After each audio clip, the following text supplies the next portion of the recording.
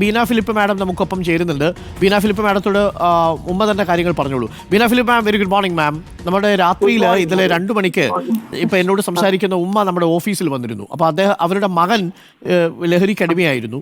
അപ്പോൾ de addiction സെൻ്ററിൽ നിന്ന് ഇടയ്ക്ക് വന്നു. ഇപ്പോൾ ഇന്നലെ രാത്രി വന്ന് വലിയ ബഹളമൊക്കെ ആയി. അപ്പോൾ അത് ഭയന്നാണ് ഉമ്മ നമ്മുടെ അടുത്തേക്ക് വന്നത്. അപ്പോൾ ഉമ്മയ്ക്ക് എന്തോ പറയാനുണ്ട് മേയറോട്, ഒന്ന് കേൾക്കാം.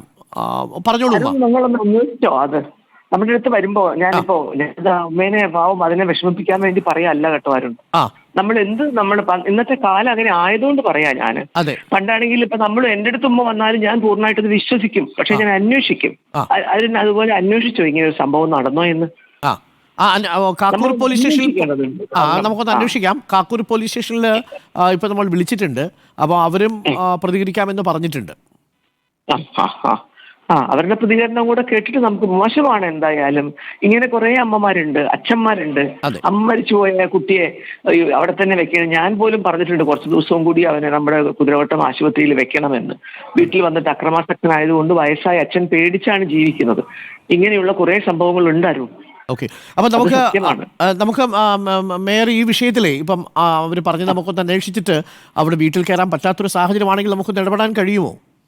തീർച്ചയായിട്ടും കാക്കൂര് പഞ്ചായത്ത് പ്രസിഡന്റ് ഉണ്ടെങ്കിൽ അവരെ തൽക്കാലത്തേക്ക് എവിടെയെങ്കിലും മാറ്റി താമസിപ്പിക്കുകയും മകനെ അതുപോലെ ചികിത്സ കേന്ദ്രത്തിൽ എത്തിച്ചിട്ട് നമുക്ക് ഏതെങ്കിലും റീഹാബിലിറ്റേഷൻ സെന്റർ പോലത്തെ വളരെ ഗൗരവമായിട്ട് ആലോചിക്കേണ്ട സമയം കൂടിയാണ് കേരളത്തിൽ ഇപ്പോൾ.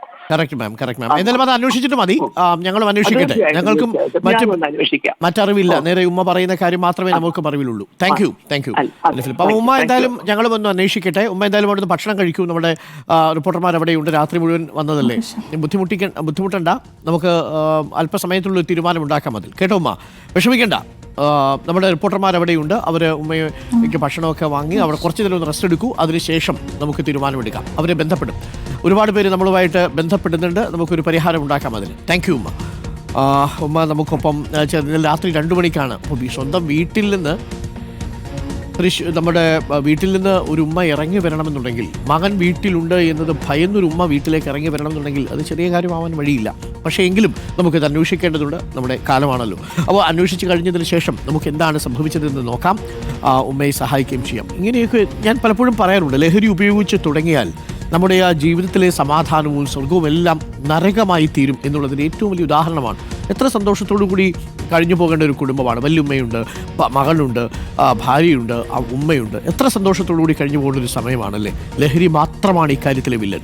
നമുക്കതിനെതിരെ തുറന്ന യുദ്ധം പ്രഖ്യാപിച്ച് മതിയാവൂ. റിപ്പോർട്ടറിൻ്റെ ഈ തുറന്ന യുദ്ധം തുടരും.